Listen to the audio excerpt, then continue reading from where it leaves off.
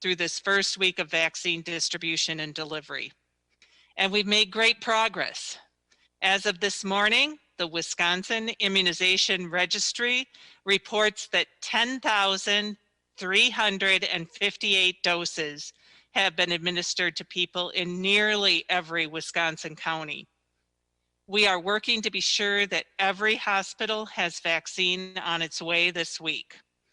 After the holidays, we will be expanding distribution more broadly to community-based providers as well. As we've learned together in this first week, we are responding to new information, such as providing guidance to our providers for treatment of allergic reactions and providing customized training for each of these 2 vaccines. And we are also refining our own state processes, including ways to better communicate with vaccinators and improving our system to get vaccinators enrolled in the program. Providers across our state have begun vaccinating their frontline healthcare workers, and we continue to hear stories from them about the deep well of emotion that these workers feel during this process. I can understand why. All of our healthcare providers, from nurses to doctors to respiratory therapists to nursing assistants and others, have been witness to so much pain in the past few months. As someone who has been a nurse at the bedside in a hospital, who has stood by and held the hands of patients going through pain, I know how hard these jobs are on a day-by-day and night-by-night basis. But just add in a pandemic, how much more pain these healthcare workers have seen, how much more heartache they have felt caring for patients with COVID dying alone. And I can understand the sense of a weight being lifted with the rollout of COVID-19 vaccine. I know all of us at DHS and everyone involved in the COVID-19 response across the state are grateful we have reached this point where we've been able to start getting the vaccine to these healthcare workers. And we're working very hard this week to get it to many more. And finally, as we begin the vaccine journey, let's all remember that we are still in the midst of this pandemic. Our state's disease activity is still at very high levels, and we need you to continue to stay home, limit your social interactions, and when you must leave your home, wear a mask, physically distance, and wash your hands. Thank you, and I'll hand it back to Elizabeth so we can answer your questions. Thank you, Deputy Secretary. We will now take your questions, but a reminder, to maintain audio quality, please remain muted until it's time to ask your question. If you're on the phone and you're able to do so, use *6 to mute and to unmute. And we will begin with Adam Rogan of the Journal-Times in Racine. Hi, thanks for taking this call. Can you said that the first groups will be the first group outside of those in nursing homes and in healthcare providers will be able to get the vaccine after the holidays. Can you define, is that like after Christmas or is it January? Can you kind of give a time frame for that? And then also, the federal government suggested those next groups be essential workers and those who are 75 and older. Is that the plan for who's going to be vaccinated next in Wisconsin? Yeah. Let me clarify, Adam. We'll be giving vaccine to community-based providers to administer to healthcare workers and to people living in long-term care. We will not be ready yet to begin moving beyond this first group of people, what we call phase 1A. We're going to still need several weeks and months to get through all of the healthcare workers and the long-term care residents in our state. But you are correct that the Advisory Committee on Immunization Practice has talked about who does come next, who's in the group 1B group. That will happen later this winter, not right after the holidays. Let me be very clear, later this winter or early spring, depending on how long this all takes us. And they have recommended that that be frontline workers, and people who are older than age 75. So we'll be working both to learn more from the federal committee on their definition of frontline workers. And just like we did with phase 1A, we'll be working with our state disaster medical advisory committee to further provide criteria and guidance on who the frontline workers are who will be next in line to receive vaccine. Thank you. The next question to Katrina Nickel, WLUK in Green Bay.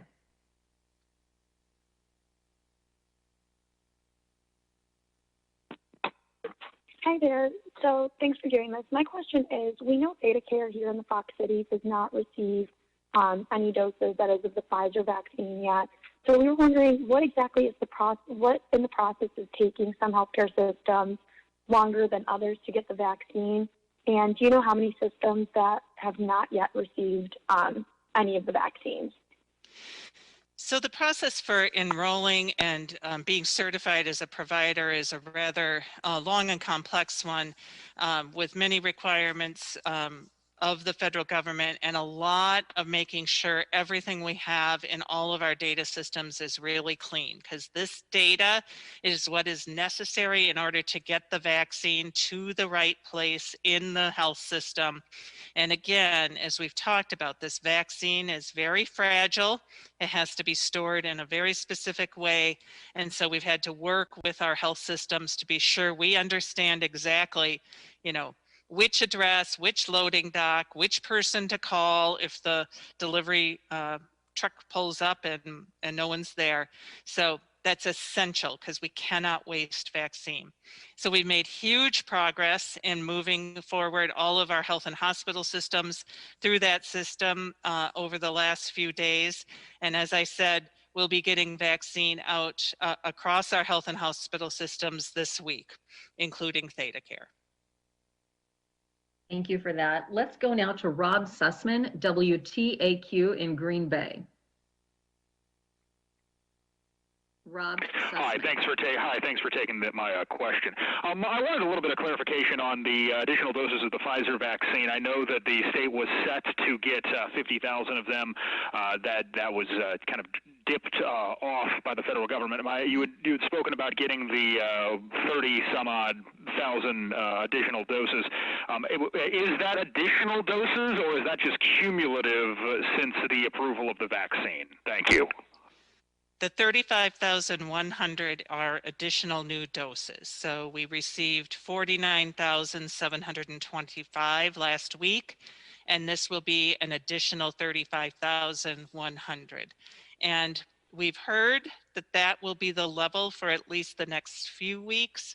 And sometime after the first of the year, the federal government will revisit this and give us better estimates of how much Pfizer vaccine and how much Moderna vaccine we'll receive moving forward each week. All right, the next question to Shemaine Mills, Wisconsin Public Radio.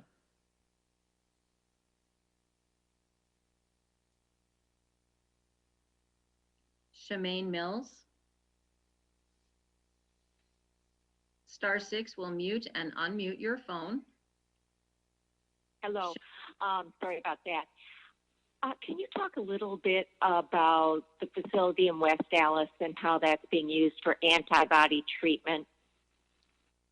Absolutely. So our alternate care facility is, I believe, what you're referring to, Shemaine, and that is the facility at State Fair Park that has been providing care to people with COVID infection who are at a more stable point in their care and can be transferred there from hospitals. And so that's been the primary role at the alternate care facility to date. But beginning tomorrow, we are going to open up another section of the alternate care facility for people who are eligible for the monoclonal antibody treatment. This is an infusion, a drug that's given through an intravenous solution.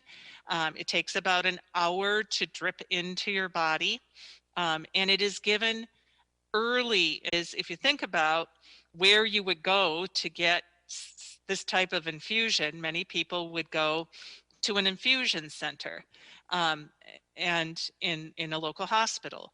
And infusion, we have some challenges with mixing people who are actively infected with COVID-19 with people in an infusion center who are not currently infected with COVID-19. You don't want to put them in the same room together.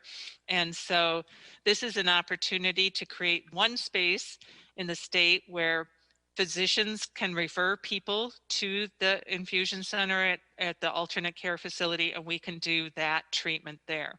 Because at the alternate care facility, you know, the other patients there already are infected with COVID, and so it's not a risk to them. So we're really excited about being able to add this as a service of the alternate care facility and provide that additional resource to people in the Milwaukee and surrounding communities. Do you know how many? Thank you for that. We're going to go now. We'll try to get back to you on that one, Shemaine, but we do only have time for one question per reporter. So we do appreciate the question, but we're going now to Christine Flores at CBS 58 in Milwaukee. Christine. Hey there, can you guys hear me? Yes. So here we are a week out from, when the first doses were administered. Can you guys talk about what are some of those challenges that you guys have seen within this first week? How did you guys go about them? And how is that setting the ground moving forward for the other stages of administering the vaccine or even the Moderna vaccine? That's a great question. I mean, I think one of the challenges, to be clear, is the one we've talked about, is getting people through our enrollment system. And we've made a number of changes to be able to hopefully move people through faster, both within our systems and adding more people to that. So that's one. A second, I think, is we're all learning about, there is just so much information needed to help vaccinators understand what they're supposed to do, for the distribution system, for patients. And so continuing to work on ways we can best communicate to all parties about this is an important thing that we've learned about. I think another important piece is how we think about planning moving forward. And how we learn from these first few weeks about what's working well, and how we start to think about, right now, almost all of the vaccination is happening in hospitals and health systems. As I mentioned, as we move in the first of the year, we're anticipating many of our local health departments coming on board and going out to immunize people in this group who may not be in the kind of controlled setting like a hospital or a healthcare system. So helping them know how to do this safely, for example, in assisted living, or if you're going to the fire station to immunize EMS staff there, or if you're going into a small clinic to make sure we have everything to do vaccination very safely. So those are a few of the lessons and areas we've learned about this week and are working to make improvements. And I know there will be more as we move forward. Thank you for that. And the next question goes to Eric Gunn, Wisconsin Examiner.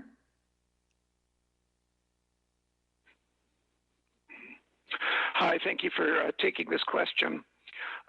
First of all, a point of clarification. It sounds like the current thinking about prioritizing teachers and other school employees for the vaccine is still somewhat in flux, and including whether they're in the category of frontline essential workers. So as the premise to my question, please clarify that. But the question is, if that is the case, then until teachers and school employees are able to be vaccinated, how safe is it going to be to return to broad scale, widespread in-person school learning in communities where community spread is still fairly high? Tom, would you like to respond to that? And sure. What I can say is there's always going to be a risk if they are not vaccinated, especially as you mentioned, if they're at high activity. I know a lot of schools are going to semi-virtual or virtual. The ones that are not are really doing the best they can for social distancing, keeping the masks on. But as we get the younger children in the classroom, it's harder and harder for compliance. So there's always going to be that extra risk if they are not vaccinated until such a time that the community levels go down to the point where in the green or low area. Yep, and I think, Eric, in terms of teachers in the 1B category, as I mentioned earlier, you know, we're talking about frontline workers, and we'll need to be defining those categories further. And so we're having those kind of conversations right now so that we are prepared for 1B as we reach the end of 1A. Again, at the rate we're getting vaccine right now, it's going to take us several months to get through everybody in category 1A. However, we want to be prepared for category 1B because these are not hard stops. It's not like we have to vaccinate every single healthcare worker before we'll be ready to start on vaccinating people in the 1B group. So that's why we're having these conversations now. We're always going to be looking ahead to the next phase, and within our state, we'll be making a lot more decisions about the specificity of who is in those frontline worker groups in early January. Wonderful, thank you. We go now to Sean Kirkby, Wisconsin Health News.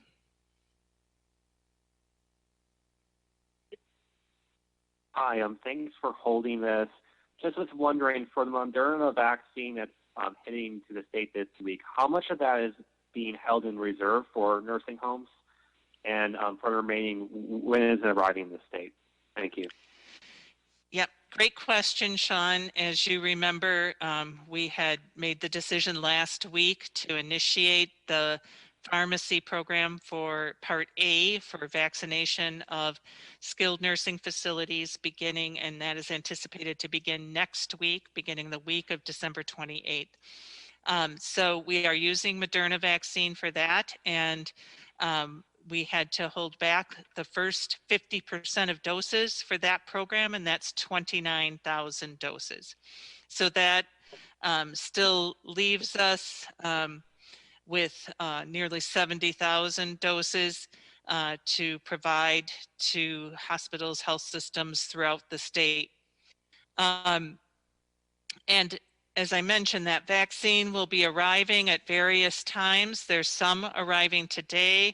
We just put in an order for others that we anticipate, per what the federal government has told us, will arrive tomorrow. We'll be putting in further orders for vaccine that will arrive on Wednesday. So it's a rotating distribution process. We find out what people need, we put it into the system, and it delivers then within the next few days.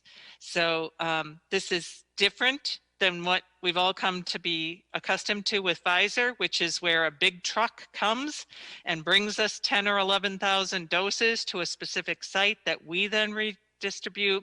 With Moderna, it's a smaller and more regular cadence of vaccine coming into the state. Thank you. The next question to Sophie Carson, USA Today Network in Wisconsin. Hi there. Thanks for taking my call. My question is about the Elm Grove School Sisters of Notre Dame, where there were 8 deaths of nuns in less than a week. So it's not a skilled nursing facility, so it doesn't expect to receive the vaccine soon like the other nursing homes. Is there a possibility the vaccine can be made available for those types of facilities that provide care to elderly nuns? Yes. And again, this is where, after we've gotten a big bolus of our frontline healthcare workers, we'll be looking at distributing, as I mentioned, to a broader group of more community-based settings. And that would be a great example, Sophie. The pharmacy program that I just mentioned, Part A, focuses on skilled nursing facilities, what most of us often refer to as a nursing home. Part B of that program focuses on assisted living facilities. And so that includes community-based residential facilities, adult family homes, and a whole variety of these residential apartment complexes for elderly folks. So many more settings throughout our state, similar to the one that you've described, will be eligible under that Part B. We don't have a timeline yet for when we'll be initiating that, but I would anticipate, again, it will be within the next few weeks. But again, we have to know where we're at with vaccine coming from the federal government in order to know we have enough vaccine in the bank to turn the on switch on Part B and begin that part of the program. And those facilities will be receiving vaccine, again, through the same federal system of Walgreens and CVS being the federal partners to provide vaccine to those type of facilities. Thank you. The next question to Brittany Schmidt, Action 2 in Green Bay. Brittany. Hi, my question is kind of two parts. So first of all, with the Moderna vaccine, I know when we got the Pfizer vaccine and it went to 8 hubs, how many different facilities are expecting the Moderna vaccine this week? And then I know that we've seen reports of some facilities being able to use a little bit left in the vial for an additional dose. I'm wondering if we've had any wasted dosage here in Wisconsin. And then just the Pfizer vaccine and the Moderna vaccine, the mRNA, but people really probably won't get a choice between either one. It'll be whichever is available to them at that time, correct? That's correct. Your choice of vaccine is going to be largely driven by the vaccine that is available to your provider at the time. So I don't have the exact number of places that will be getting the Moderna vaccine. I think we're in the range of 25 or so that are already in the pipeline. And as I said, we're continuing to order, and there'll be more and more going into that pipeline throughout the week. The second question about doses, that is related to the Pfizer vaccine. When you give a vaccine, there is a powder or vaccine in one vial, and you dilute it with a solution to mix it up. And what people have been finding with the formula that was given by Pfizer is they anticipated getting 5 doses, oftentimes get a 6th dose out of the vial. And so contact was made with the FDA and with Pfizer to see if that was legitimate, that that vaccinators pull that 6th dose out of the vial. And news was given to us all last week that indeed was legitimate if you could get a full 6th dose to go ahead and use it. They have said don't try to keep a little from this vial and a little from this vial and a little from this vial and mix them all together because that becomes unsafe for infection control reasons. So that is good news. We're actually getting a little bit more vaccine in the state than we thought. And for the last part of your question about the differences between the Pfizer vaccine and the Moderna vaccine, I'm going to turn to Tom to talk about that. Sure, I can explain a little bit about the similarities and the differences between the two vaccines. As Brittany just mentioned, the two vaccines that are out right now are called mRNA vaccines, messenger RNA. And what that means is the vaccination itself instructs the cells of the body to make harmless spike proteins. Spike proteins are what normally are on the outside of the COVID virus, the SARS-2 virus. So that is what enables them to go into a body, into the cells of a body. So what it is again just this spike protein that's produced, which produces the immune status and the antibodies. A couple of differences between the two, as has been mentioned earlier. Pfizer has to be kept at sub temperatures at 94 degrees Fahrenheit below zero. Moderna -4. Once thawed, Pfizer should be used within 5 days, where Moderna can be up to, as far as the dosage and administration, they both are 2-shot regimens. Pfizer, 21 days after the first shot. Moderna, 28 days after the first shot. Those are not set in stone. There is a bit of a grace period, a couple of days before, a couple of days after, but we want people to try to really do the best they can to stay on their schedule and make sure that they get the same vaccine. As I said, they're not interchangeable. Again, with Pfizer, it's 16 and up, age 16 and up, and Moderna, 18 and over. Thank you for that. Let's go now for our next question to Todd Richmond at the Associated Press. Todd Richmond. Hi there. Julie, I wonder if you might be able to just go over the Pfizer dosage situation again with the 50,000 versus now the 35,000 dose that we're going to get. My initial understanding was we get 50,000 and then a second shipment of 50,000. Now we're getting 50,000 and then 35,000. Is that correct? That is absolutely correct, Todd. And your understanding that we were going to get 50,000 and then 50,000 was our understanding as well, too. That was the data that was included in the Tiberius system for Wisconsin to plan from. And as we learned last week, there was, I'll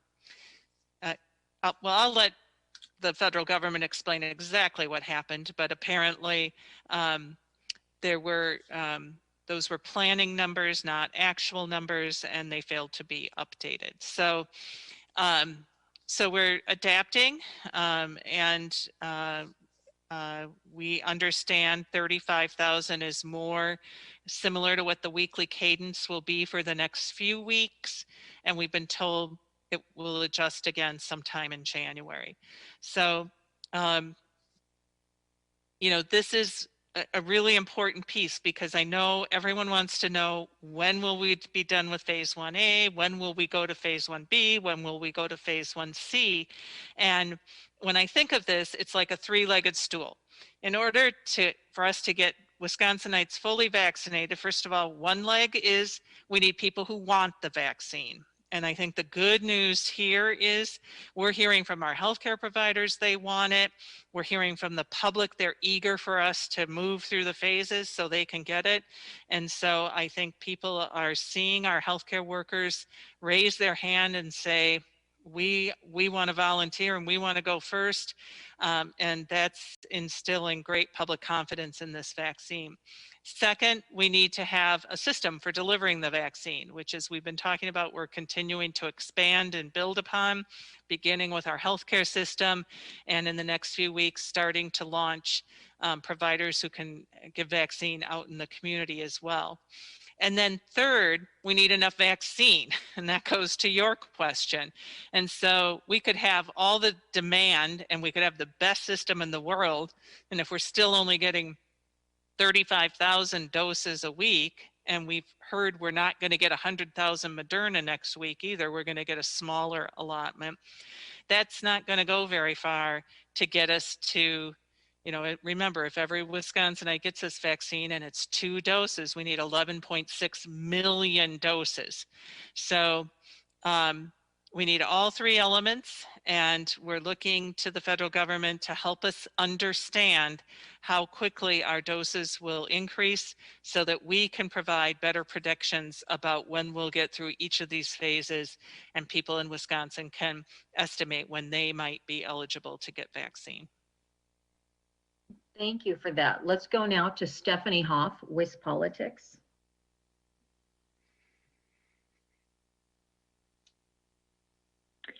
Good afternoon. Thanks for taking my call today. I just want to clarify that 10,358 Pfizer doses have been administered to date. And then just to clarify that that's correct. And then when do you estimate the first Moderna vaccines will get into people's arms? So you are correct. 10,358 as of a report run earlier this morning. I can assure you, Sophie, that there are far more vaccines that have been delivered since that report was given. And I think that's the interesting thing about reporting on vaccines. We'll give you point in time, but I can assure you that there are vaccines being given as we speak.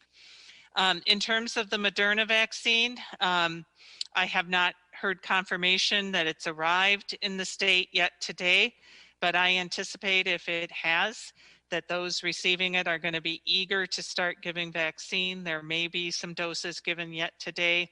And as more and more arrives Tuesday and Wednesday, even more doses administered going forward. Thank you. We go now to Sanika Barga, WMTV in Madison. Hi, can you guys hear me? Yes, we can. Perfect. Earlier this week, the CDC did release some guidance on who might be considered essential frontline workers, like first responders, people in the education sector. Is that guidance that Wisconsin will be following once it moves past this first phase of 1A? So that will certainly be guidance we'll take into account. As we did with phase 1A, as we define who will be, which subcategories of those frontline workers will be prioritized for phase 1B, we'll be working both with the ongoing guidance that CDC through their Advisory Committee on Immunization Practice provides, and the counsel of our own state's State Disaster Medical Advisory Committee. That committee is composed of healthcare practitioners from a variety of disciplines, from ethicists, and they have been advising us throughout the pandemic. They look at all of the research and the evidence and weigh different ethical principles and provide a recommendation to the secretary, who then works with the governor to make final decisions on who will receive that vaccine. Or which group will be prioritized for that vaccine in Group 1B. So that work is yet to come. I think I'll say one more thing about this. As you think about this, they're weighing different principles, right? They have to weigh, first of all, what's in the emergency use authorization. So for example, they're not going to say give it to children, because emergency use authorization doesn't allow for administration of the vaccine to children. They then look at which group is most at risk for transmission of COVID-19 and severe illness and death, or morbidity and mortality. That's one principle. Another principle then they look at is related to how disruptive to society and the economy might it be not to immunize this group early. You know, who needs to be immunized and protected, because we need core functions of society continuing to function. And then lastly, they think about equity, who has been most disproportionately affected by this virus, and especially who has perished from it. So if you think about Group 1A, it was one group that we clearly included because of their higher risk for severe illness and death. That's people who live in long-term care facilities. And it was one group that is clearly important for us to continue to have a strong societal response to this, our healthcare workers. Now, in that case, many healthcare workers who are working directly with people with COVID are also at increased risk of infection. So it's balancing these two. And I think as we move forward, the committees will continue to think about how to balance those different principles. Good information, thank you. Now to Mary Jo Ola, TMJ4 in Milwaukee. Hello, it's Rachel in for Mary Jo. Wondering about doses coming in today. Did those include the second round of doses already, or like how can you assure that the people who are getting doses now or vaccinations now will have the second round, 28, 30 days from now? That is a great question, Rachel. And so how the federal government has described how they're handling this is the doses they're sending to us right now are dose ones. And so when they sent us 49,738 or 725 doses last week, they held back 49,725 Pfizer vaccine earmarked for Wisconsin that they will send to us, I would assume, 3 weeks from week one. So They're sending this 35,100 they're sending this week. They've got 35,100 held back for the people who will receive those doses for dose 2. So every initial dose they send to us, there is a second dose held back that will be ready to send. And that way we avoid the situation where if the 49,000 was dose 1 and dose 2, and we gave it to everybody, and then 3 weeks from now we only had 35,000, we'd be sitting with, you know, a group of people who wouldn't have access to dose 2. But the federal government has accounted for that and how they plan to send the future vaccine. Thank you. Let's go now to Denise Lockwood, Racine County Eye. Hi, thanks for taking my call. My question is around the monoclonal antibodies. And what I'm wanting to find out is to understand what your hope is with regards to mitigating the number of people who are going to the hospital. What would that look like as far as success for you guys? But also trying to understand kind of how that fits into the overall strategy around managing the cases. Yeah, great question. So as we think about COVID infection and how we stop the spread and stop the surge in our hospital systems, there's several things we can do. One is the preventive mechanisms we can do that we talk about all the time. You know, wearing our masks, limiting social interaction, avoiding mass gatherings, washing our hands, all of those things. Then the second thing you can do is how do we improve treatment for people with COVID infection? And I think one of the things about the monoclonal antibodies is it's one of the first treatments we have that is for early in disease and that is intended to decrease more severe illness.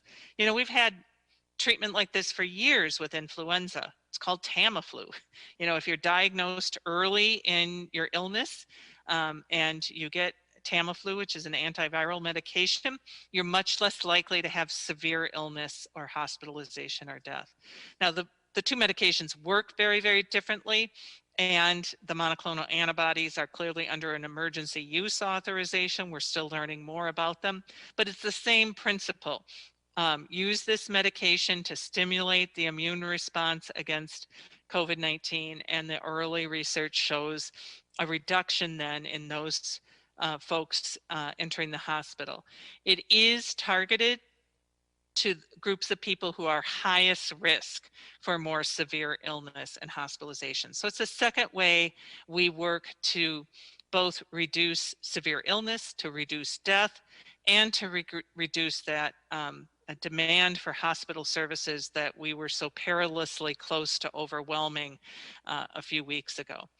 And then, of course, the third arm of how we reduce the number of diseases is through prevention through vaccine, which we are working on right now. So monoclonal antibodies are the first medication for giving before people get into the hospital. There's also been other medications and other treatments that we've learned about since early in the pandemic that have helped people who are hospitalized, like the drug remdesivir. Like, we've learned a lot about how to manage oxygen therapy and ventilators and positioning and a variety of other non-pharmaceutical ways of treating the illness. So it's both how you manage the illness, how you prevent it, how you manage it, and then finally how you prevent it through vaccination. Hope that's helpful. Thank you. Good answer, thank you. Amanda Quintana, News 3, Madison.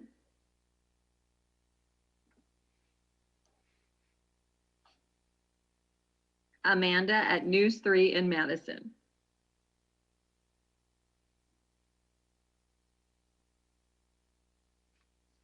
All right, we'll try to get back to Amanda, and let's go now to Chuck Kornbach, Milwaukee Public Radio. Chuck?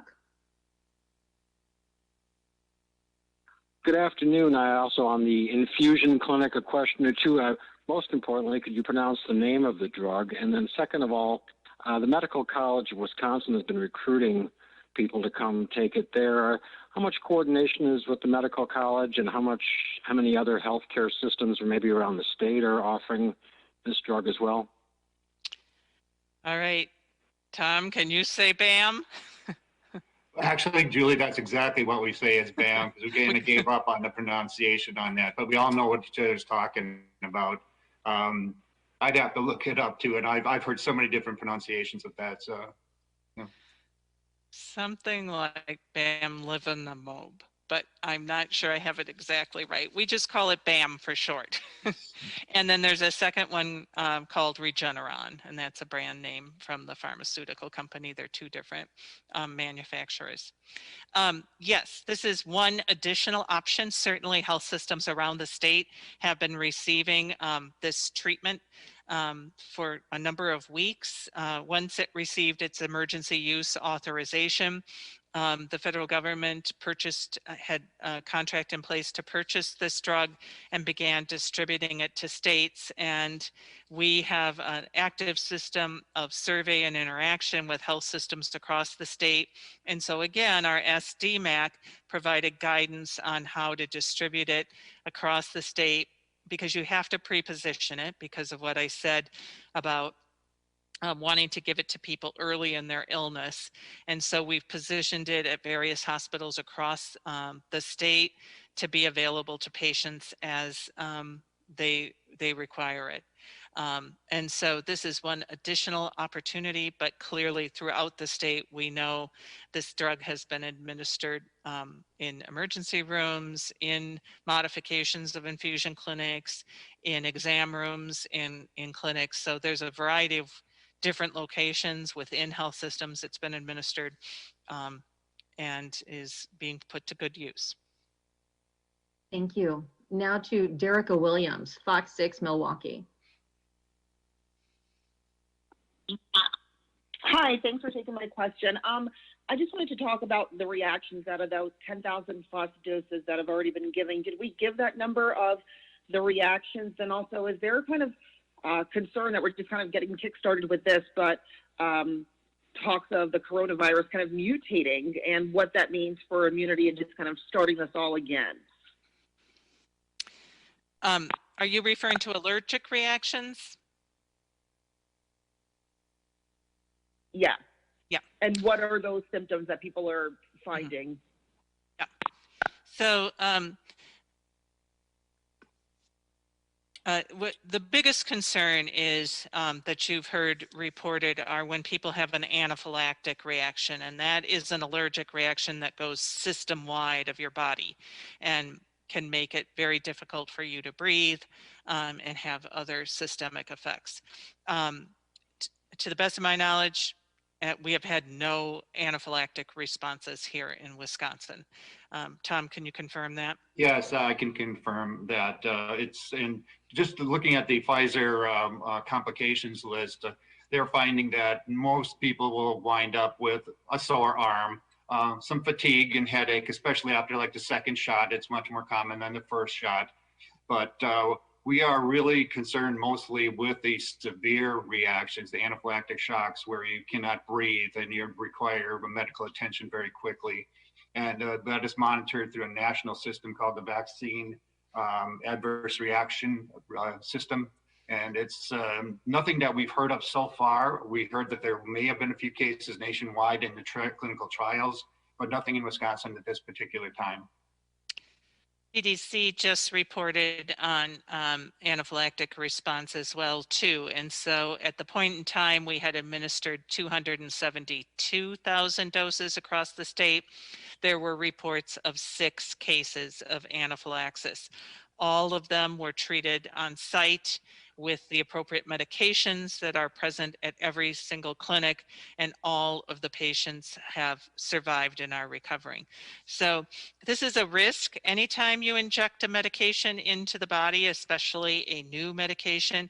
And so CDC, again, this week has issued additional guidance around anaphylaxis and allergic reaction, how much, which it's epinephrine or what you carry in an EpiPen. We always have that medication available at any immunization clinic because this could happen with any vaccine. And they're just providing additional guidance about how much of that medication to have, any other emergency support services that you need to have. You need to have easy access to medical care for this. We are assuring those kinds of safety mechanisms are in place. In terms of mutation of the virus, that is something we'll be watching. And what I understand from the reports coming out of the UK is it has mutated in a way that makes it more easily transmissible or more effective in its transmission. We do not yet know if that would have any effect on whether the vaccine will continue to be a good match for it or not. It is entirely possible that this vaccine will still be effective because the basic composition of the virus, again, with the spike protein as part of the virus and the way this virus is manufactured, will continue to be effective. Julie, if I could just add to that as well. They're still trying to determine in the United Kingdom exactly if this has become the predominant virus, the mutated virus. They haven't made that decision yet. What I heard on reports as well is they don't think it is any more lethal than the original one, the mutated coronavirus, but there's still a lot of studies that need to be done. And that virus has not yet been identified in the United States at this particular point. But we have to keep in mind that this is an RNA virus, and RNA viruses tend to mutate. Another perfect example is your influenza virus. It tends to mutate little by little, which is why we have to get our annual vaccinations. Thank you, Tom. Thank you both. Let's take the next question from Sarah McGrew, WAOW in Wausau. Hi, thanks for doing this call. You guys actually just answered my question in your last response, so I'm good. Thank you so much. Great, thank you. Thank you. Let's move on to Dan Malloy, Spectrum News 1. Hi there. This is just a question about the numbers. We now know more than 10,000 people got vaccinated in the first week. I'm just wondering kind of what factors into the decision of publishing this data, and what are the benefits of making these numbers public? Yeah, thanks, Dan. We're getting ready to publish data, and beginning next week, you'll see data on our website about vaccine numbers. And as more and more people are vaccinated and we have a more representative sample across the state, we'll begin to provide additional demographic data like we do with a variety of other indicators of the state of the pandemic, like our cases and deaths. So thank you for that question. And I should have mentioned that earlier. Beginning the next week, you'll start to see a page with publicly available data. Thank you. Next question to Francisco Almanara, WKOW. Hi there, can you guys hear me okay? Absolutely, yes.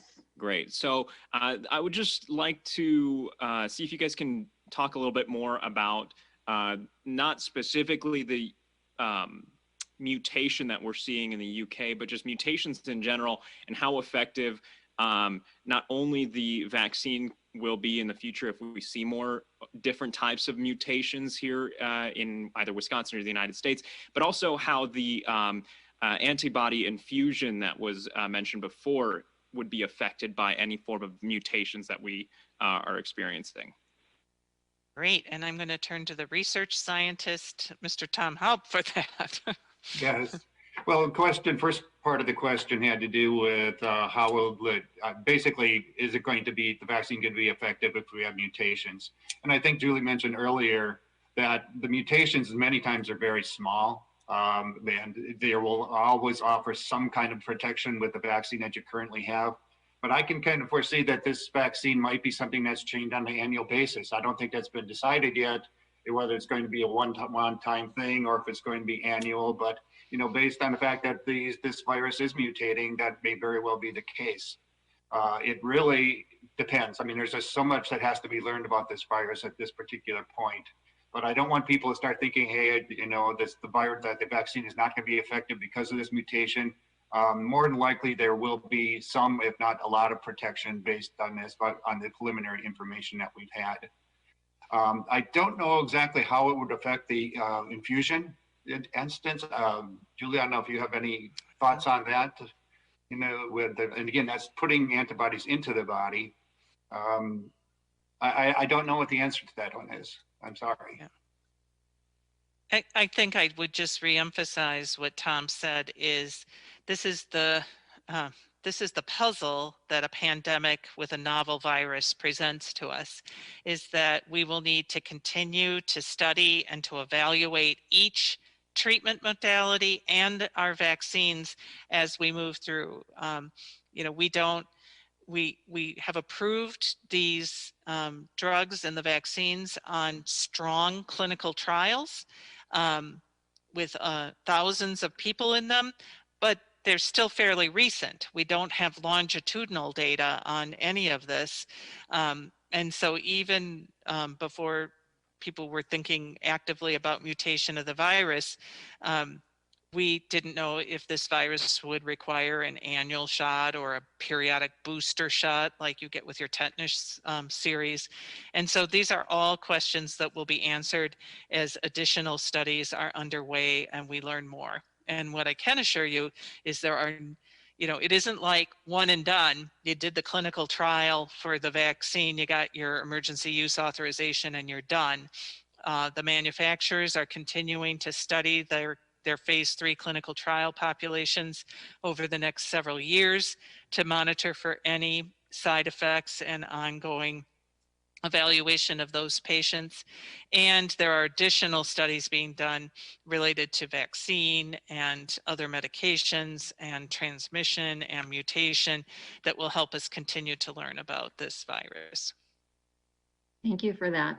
Let's give the next question to Kimberly Shine of Telemundo.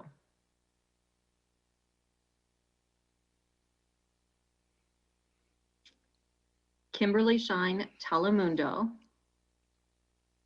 A reminder to *6 will mute and unmute your phone. And we'll move on to Nick Ford, WISN Milwaukee. Nick. Good afternoon. Good afternoon. What can you tell us about the app for the alert app when you test positive? We mentioned last week that was coming. It would be activated and there'd be more information this week. What can you tell us about that? And have you talked to other states about how well theirs is working or isn't? Yep.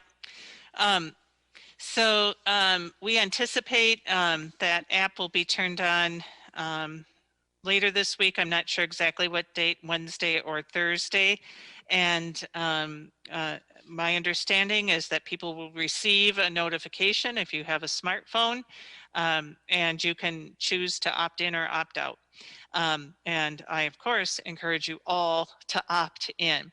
So again, what the app does is that it uses Bluetooth technology to determine if you have been in touch Bluetooth to Bluetooth with another phone. And if you test positive, you're asked to put a code into your phone that will indicate that you have tested positive. Then that will send a message to other phones that have been within 6 feet of you for more than 15 minutes to say that you may have been a close contact to someone who tested positive for COVID-19. It does not send any identifying information, so it's not going to say you were exposed to Julie. It will just say the Bluetooth technology indicates that you may have been in contact with someone, and then we'll provide you with instructions about what you should do about testing and quarantine. We have talked with several other states who have this, and we know based on some changes in the technology, a number of other states are launching along with us in this week or two because it was a very opportune time to do it. So we'll see, we'll also all learn together. I think the key to a technology like this, and we've heard this from other states, is that it depends on how many people use it. And so it's kind of like vaccine.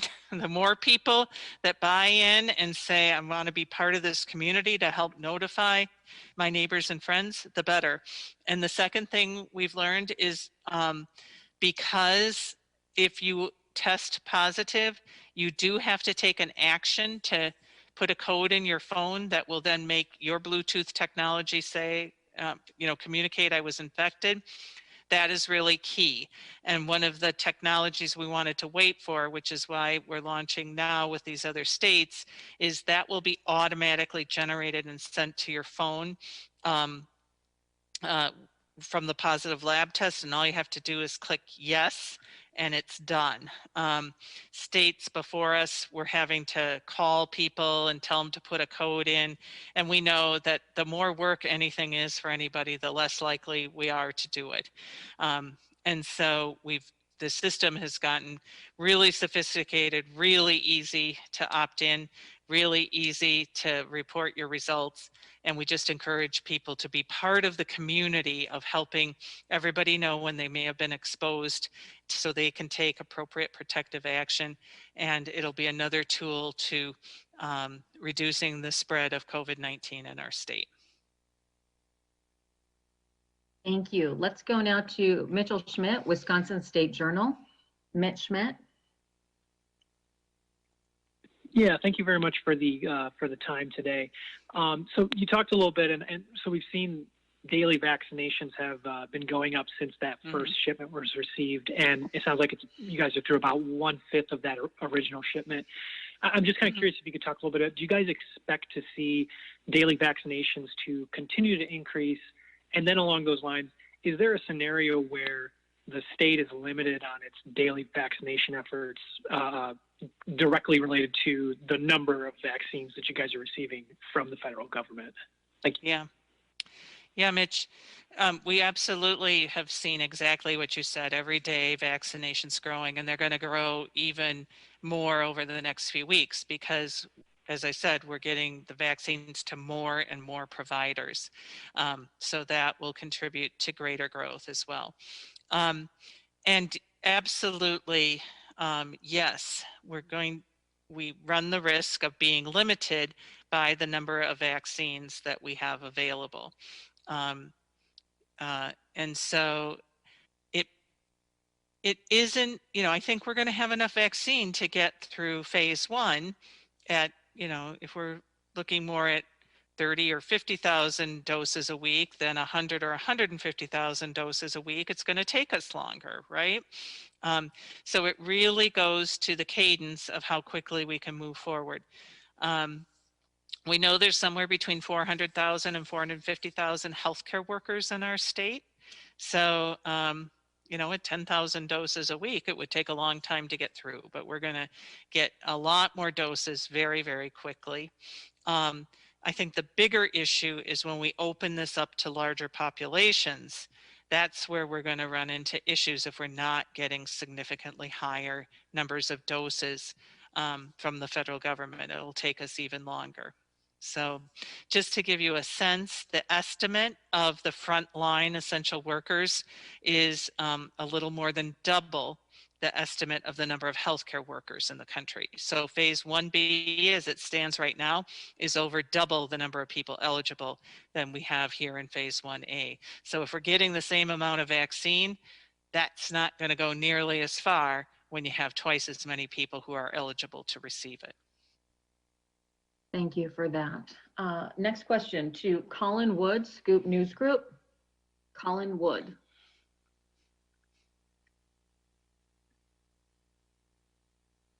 And *6 will unmute your phone.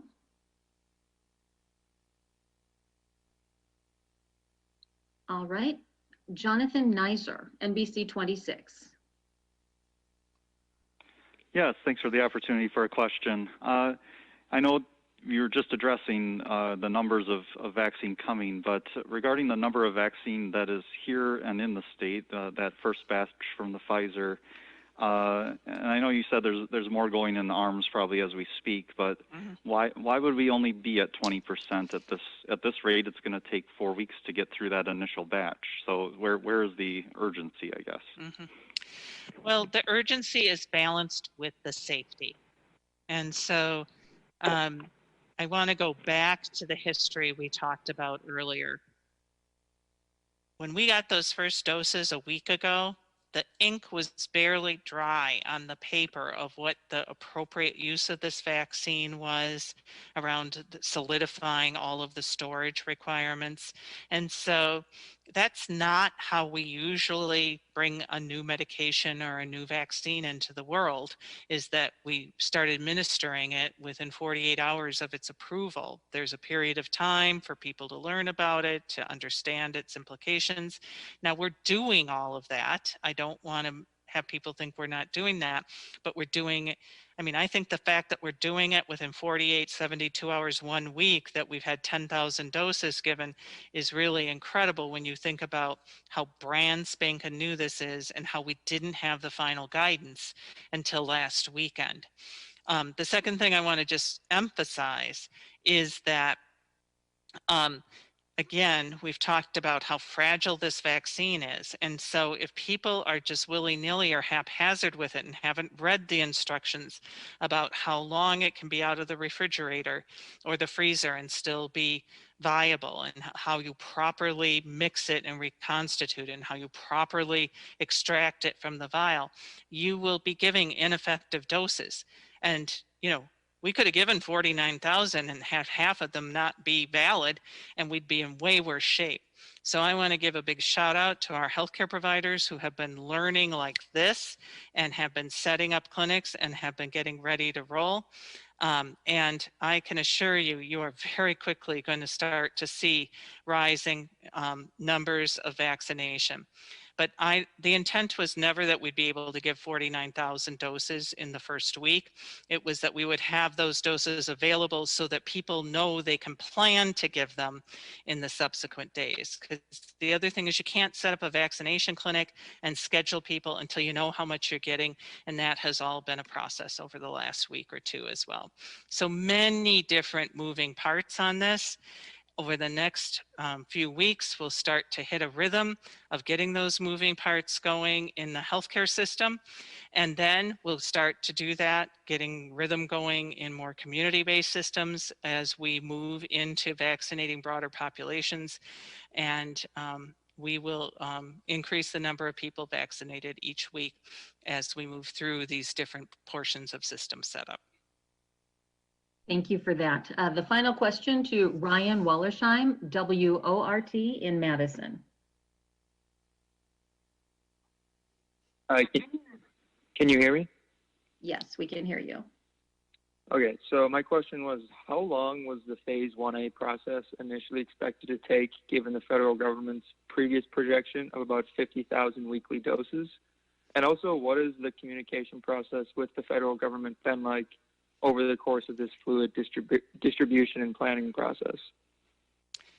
Well, if we'd gotten 50,000 doses a week, first doses a week, it would have taken 9 to 10 weeks to do all of phase 1A. And if we get more and we have an effective delivery system, it'll take less. If we get less, it'll take longer. I will say the federal government has been very responsive. We have been in regular contact with them. We have, when we had concerns, we have had people from HHS and CDC very responsive to us. And, you know, as we've said, it's a complex system and we are learning as we go.